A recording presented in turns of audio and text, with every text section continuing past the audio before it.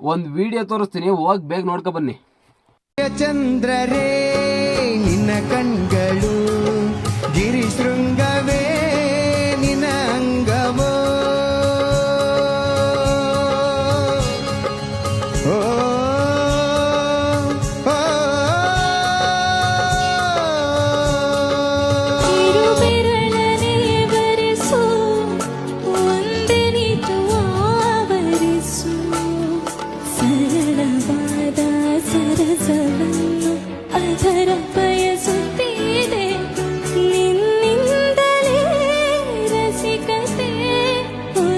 ಈ ಥರ ಆಡೋದ ಇದ್ರೆ ನಾನು ಸೆಲೆಕ್ಟ್ ಆಗ್ತಾಯಿದ್ದೆ ಆರಾಮಾಗಿ. ಅವನಕ್ಕಿಂತ ಚೆನ್ನಾಗಿ ನಾನೇ ಆಡ್ತೀನಿ.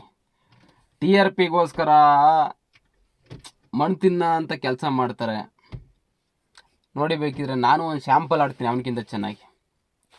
ಹೃದಯ ಸಮುದ್ರ ಕಲಕಿ ಹೊತ್ತಿದ ದ್ವೇಷದ ಬೆಂಕಿ, ರೋಷಾಗ್ನಿ ಜ್ವಾಲೆ ಉರಿದುರಿದು, ಕೆಟ್ಟ ಜೇಂಕಾರಕ್ಕೆ ದಿಟ್ಟ ಜೇಂಕಾರಕ್ಕೆ ಪ್ರಾಣ ಒತ್ತೆ ಇಟ್ಟು ಹೋರಾಡು ನೀ.